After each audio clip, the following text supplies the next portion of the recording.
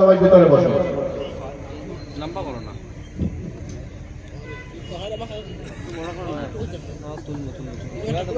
السلام علیکم ورحمۃ اللہ وبرکاتہ۔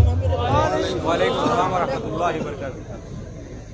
نحمده ونصلي ونسلم على حبیبه الکریم اما بعد، فاعوذ باللہ من الشیطان الرجیم، بسم اللہ الرحمن الرحیم، محمد رسول اللہ صدق اللہ العظیم۔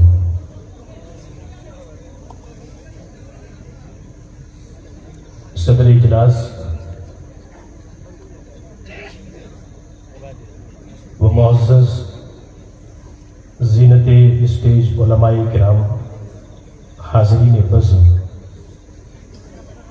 آئیے ہم اور آپ مل کر سب سے پہلے بارگاہ رسالت میں اپنی عقیدتوں کے نذرانے پیش کریں۔ پڑھیں باواز بلند، اللہم صلی وسلم علی سیدنا و مولانا محمد معدن الجود والکرم، منبع العلم والحلم والحکم، وآلہ وبارک وسلم۔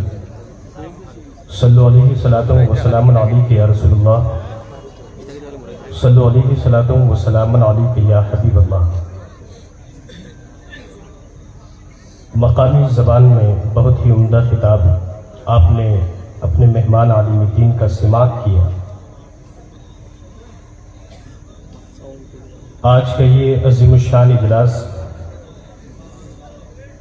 علم و اطلاع کے مطابق شان رسالت کے نام سے منسوب ہے۔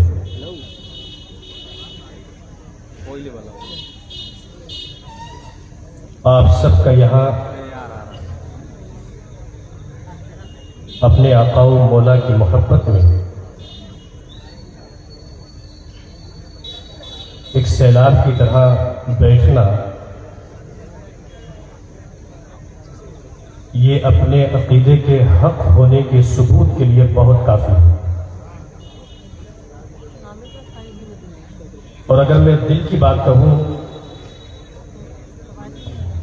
تو آپ کا یہ منظر دیکھ کر مجھے اسے اعلیٰ حضرت فاضل بریلوی کی یاد تازہ ہو رہی ہے۔ آپ کا یہ ٹھاٹھے مارتا ہوا سمندر اپنے دلوں میں عشق مصطفیٰ کو معجزن کیے ہوئے یہاں بیٹھا ہوا ہے، اور بڑے ہی خوش نصیب ہیں آپ لوگ ان کے مقابلے میں کہ جو باہر دنیاوی مصروفیات میں گھوم رہے ہیں اور آپ ذکر رسول میں بیٹھ کر کے یہاں جھوم رہے ہیں۔ شاہکار رسالت حضور احمد مجتبی حضرت محمد مصطفیٰ صلی اللہ تعالی علیہ وسلم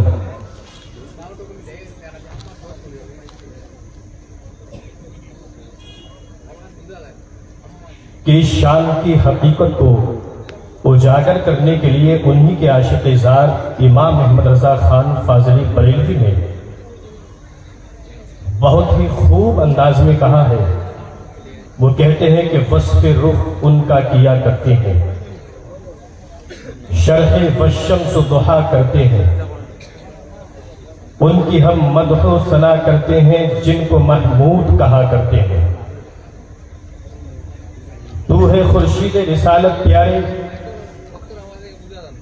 چھپ گئے تیری ضیا میں تارے، انبیاء اور سب ہیں ماہ پارے، تجھ سے ہی نور لیا کرتے ہیں۔ میں آپ کی بارگاہ میں اپنی یہ معذرت پیش رکھتا ہوں کہ میں آپ کی مقامی زبان میں آپ سے گفتگو نہیں کر سکتا، لیکن محبت کی زبان دنیا کا ہر مسلمان سمجھتا ہے۔ محبت کی زبان کے لیے علاقے مخصوص نہیں ہوتے، بس آپ کا سنی صحیح العقیدہ مسلمان ہونا کافی ہے۔ جس عظیم الشان نام کے ساتھ آپ کی یہ کانفرنس منعقد کی گئی ہے، وہ شاہکار رسالت کہ جس نے دنیا میں اپنی شان و جلوہ گری کا اس طرح مظاہرہ کیا کہ آج کمال یہ نہیں ہے کہ صرف اس کے ماننے والے اس کا ذکر کرتے ہیں، بلکہ اس سے بھی بڑا کمال یہ ہے کہ اللہ رب العزت نے اس کا ذکر اس کے غیر اور اس کے دشمنوں کی زبان پر بھی جاری فرما دیا۔ سبحان اللہ۔ اس حقیقت کی عکاسی کرتے ہوئے تقریباً 4 سال قبل کا ایک واقعہ جو اردو کے مایہ ناز اخبار انقلاب کے اندر شائع ہوا تھا، ایک مضمون کے اندر ضمن یہ واقعہ درج تھا کہ جرمنی میں ایک انسان کا انتقال ہوا، لبے سڑک اس کا انتقال ہوا، اس کو دیکھنے والے کی بھیڑ جمع ہو گئی، لوگ آتے رہے اس کو دیکھتے رہے۔ کچھ دیر کے بعد عیسائیوں کا ایک گرو جس کو پادری کہتے ہیں اس بھیڑ کے قریب پہنچا اور کہا کہ ماجرا کیا ہے؟ لوگوں نے کہا کہ ایک شخص ہے، اس کا روڈ پر انتقال ہو گیا ہے۔ مرنے کی وجہ کیا ہے؟ پادری نے معلوم کیا کس وجہ سے مرا، تو لوگوں نے کہا کہ جا رہا تھا، راستے میں ایک پتھر پڑا تھا، اس پتھر پر اس کی ٹھوکر لگی اور جیسے ہی ٹھوکر لگی وہ روڈ پر گرا، سر اس کا پتھر پر لگا اور فوراً ہی وہ انتقال کر گیا۔ واقعہ یہاں ختم ہوتا ہے، مگر پادری کے تاریخی جملے آپ ملاحظہ کیجئے۔ پادری نے اس وقت کہا تھا کہ شاید اس راستے سے محمد کے غلاموں کا قافلہ نہیں گزرا ہے، اگر قافلہ گزرتا تو کیا ہوتا؟ تو پادری نے کہا کہ محمد مسلمانوں کے نبی نے کہا ہے اپنے ماننے والوں سے کہ جب راستہ چلا کرو تو راستے پر پڑے ہوئے پتھر کو ہٹا دیا کرو، اللہ رب العزت اس پر تمہیں اجر عطا فرمائے گا۔ اگر آج کوئی مسلمان اس راستے سے گزرا ہوتا تو وہ اپنے نبی کے فرمان پر عمل کرتے ہوئے وہ اس راستے سے پتھر کو ہٹا دیتا اور وہ پتھر اس انسان کے راستے میں حائل نہیں ہوتا، اس کا انتقال نہیں ہوتا۔ مشیت الہی اپنی جگہ مسلم، لیکن ایک غیر کی زبان سے اپنے نبی کا تذکرہ سن کر کے جھومو۔ ہم کس نبی کے ماننے والے ہیں؟ کس نبی کی محبت میں اپنی جانوں کو نچھاور کرنے والے ہیں کہ جس نبی کا تذکرہ اللہ رب العزت نے صرف مسلمانوں کی زبانوں پر جاری نہیں کیا ہے بلکہ محمد کے دشمنوں کی زبانوں پر بھی جاری کیا ہے۔ تاریخ کے وہ چھوڑ کے آپ ملاحظہ کیجئے کہ جب اہل مکہ نے ظلم و ستم کرتے ہوئے نبی مکرم صلی اللہ علیہ وسلم کو انہی کے گھر سے باہر نکالا تھا، مکہ سے ہجرت کرنے کے لیے اللہ کے نبی کو مجبور کیا تھا، مگر 10 سال کا عرصہ پلٹتا ہے اور اللہ رب العزت نے ایسا منظر اسی مکہ کی سرزمین پر پیش فرمایا کہ جن لوگوں نے نبی کی دشمنی میں نبی کو مکہ سے باہر نکالا تھا وہی لوگ اب نبی کی محبت میں خانہ کعبہ سے 360 بتوں کو نکال کر کے باہر کر رہے تھے۔ سبحان اللہ۔ یہ وہ نبی ہے کہ جس نے آنے کے بعد دنیا میں انقلاب اس طرح سے پیدا کیا ہے کہ اس طرح کے انقلاب کا کوئی منظر دنیا کی تاریخ اب صبح قیامت تک پیش نہیں کر سکتی ہے۔ ہمیں اللہ کے نبی صلی اللہ علیہ وسلم کی اس غلامی پر ناز کرنا چاہیے، ہمیں فخر کرنا چاہیے کہ ہم کس کے غلام ہیں۔ یہی نبی ہے صلی اللہ تعالی علیہ وسلم۔ آج پوری دنیا کا ماحول آپ دیکھیے، پوری دنیا میں جو یہ جنگ کا ماحول بنا ہوا ہے، گھر میں جنگ، بستی میں جنگ، شہروں میں جنگ، صوبوں میں جنگ، ملکوں میں جنگ، پوری دنیا میں جو یہ جنگ کا ماحول ہے، آپ جانتے ہیں کہ اس کی وجہ کیا ہے؟ اس کی وجہ ہے کہ ایک انسان دوسرے انسان کا حق کہیں نہ کہیں مار رہا ہے، اور اللہ کے نبی صلی اللہ علیہ وسلم نے یہ نسخہ کیمیا آج سے 1400 سال پہلے ہمیں عطا فرمایا تھا کہ لوگوں، اگر دنیا کو یا اپنے گھر کو جنت نشاں بنانا ہے تو ان کا بھی حق ادا کرو کہ جن کو اللہ نے پیدا کیا ہے، اور اللہ کا بھی حق ادا کرو۔ اللہ نے صرف دو ہی کام مسلمانوں کو اپنے بندوں کو عطا فرمائے ہیں، تیسرا کوئی کام عطا نہیں فرمایا، صرف دو کام۔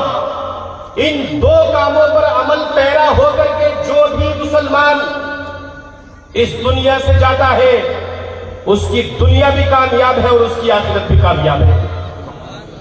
ایک کام ہے اللہ کا حق ادا کرنا اور دوسرا کام ہے اللہ کے بندوں کا حق ادا کرنا۔ اللہ کے حق ادا کرنے کو حق اللہ کہتے ہیں، حقوق اللہ کہتے ہیں، اور جتنوں کو اللہ نے پیدا کیا ہے ان کے حق ادا کرنے کو حق العباد کہتے ہیں۔ اللہ نے صرف دو ہی ڈیوٹی ہمیں عطا فرمائی ہے، ایک ہے اللہ کا حق ادا کرنا اور ایک ہے اللہ کے بندوں کا حق ادا کرنا۔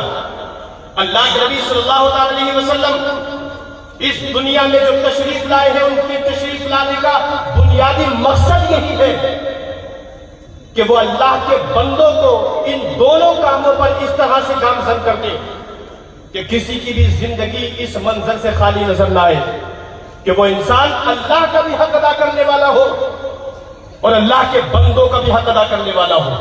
اب آپ دیکھیے اللہ کے نبی صلی اللہ علیہ وسلم نے ارشاد فرمایا، مشہور حدیث ہے، اللہ کے نبی ارشاد فرماتے ہیں من لم یرحم صغیرنا ولم یوقر کبیرنا فلیس منا، جو ہمارے چھوٹوں پر رحم نہ کرے اور ہمارے بڑوں کی عزت نہ کرے وہ ہم میں سے نہیں ہے۔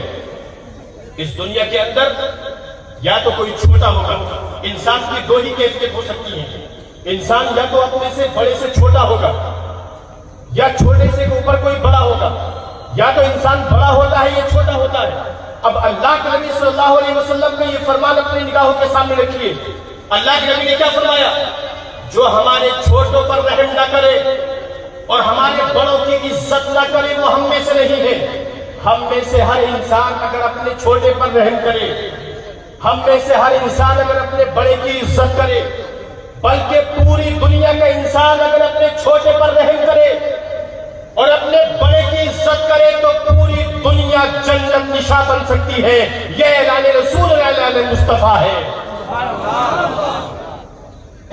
اگر آج بھی اس دنیا کو جنت نشاں بنانا ہے تو اللہ کے نبی صلی اللہ علیہ وسلم کے اس فرمان پر نہ صرف یہ کہ مسلمانوں کو عمل کرنا چاہیے بلکہ اخیار کو بھی عمل کرنا چاہیے تاکہ پوری دنیا جنت کا ایک منظر بنتی ہوئی دنیا کے سامنے پیش ہو۔ جب اللہ کے نبی صلی اللہ علیہ وسلم نے ارشاد فرمایا، اسی محفل کے اندر ایک صحابی ہے حضرت قیس بن عاصم، جب یہ اللہ کے نبی کا فرمان سنا تو سنتے ہی زاروں قطار رونے لگے۔ اللہ کے نبی صلی اللہ علیہ وسلم نے رونے کا سبب دریافت فرمایا۔ تو جس طرح سے بچہ جو روتا ہوا ہوتا ہے آپ اس کو اگر خاموش کرنا چاہیں تو وہ محبت کے والہانہ پن میں مزید رونا شروع کر دیتا ہے۔ صحابی رسول سے جب اللہ کے نبی نے تسلی دیتے ہوئے پوچھا قیس رونے کا سبب کیا ہے تو قیس کی ہچکیاں بن گئی اور عرض کرتے ہیں یا رسول اللہ آپ آئے ہیں تو ہم نے زندگی کا جینے کا سلیقہ سکھایا، آپ آئے ہیں تو ہم نے اپنے سینے میں دھڑکتا ہوا دل محسوس کیا ہے، آپ آئے ہیں تو ہمارے دلوں کے اندر پتھر نہیں ہم نے اپنے گوشت کے لوتھڑے کو محسوس کیا ہے۔ اللہ کے نبی کہتے ہیں قیس وجہ بتاؤ کہ وجہ کیا ہے رونے کی؟ قیس کہتے ہیں یا رسول اللہ آپ کے دامن رحمت میں آنے سے پہلے، مسلمان ہونے سے پہلے میں نے اپنے انہی ہاتھوں سے اپنی تقریباً 6 بیٹیوں کو زندہ دفن کیا ہے۔ زمانے جاہلیت میں آپ نے سنا ہوگا کہ جب اللہ کے نبی صلی اللہ علیہ وسلم تشریف نہیں لائے تھے تو عربوں کا حال کیا تھا بلکہ پوری دنیا میں عالم کیا تھا، بچیاں زندہ دفن ہو رہی تھی۔ اسی ہندوستان کی سرزمین کا عالم یہ تھا کہ تبت سے لے کر کے افغانستان کی سرحد تک ہزاروں دریا بہتے تھے اور ہر دریا کے کنارے ہر روز ایک عورت کو زندہ جلایا جاتا تھا۔ یمن جسے اس دور میں تہذیب کا علم بردار کہا جاتا تھا، اس کا عالم یہ تھا کہ وہاں سب سے بڑی تہذیب یہ سمجھی جاتی تھی کہ ایک عورت اپنے کلیجے سے لگے ہوئے بچے کو اپنے سینے سے الگ کرتی ہے اور اپنی آغوش میں لے جا کر کے پہاڑ کے اوپر چڑھتی ہے، اور پہاڑ کے اوپر جانے کے بعد اس زندہ بچے کو، بلکتے ہوئے بچے کو اپنی چھاتی سے الگ کر کر اس پہاڑ کے نیچے پھینک دیتی ہے، اور یہ کرتے ہوئے اسے ذرا بھی دکھ، غم،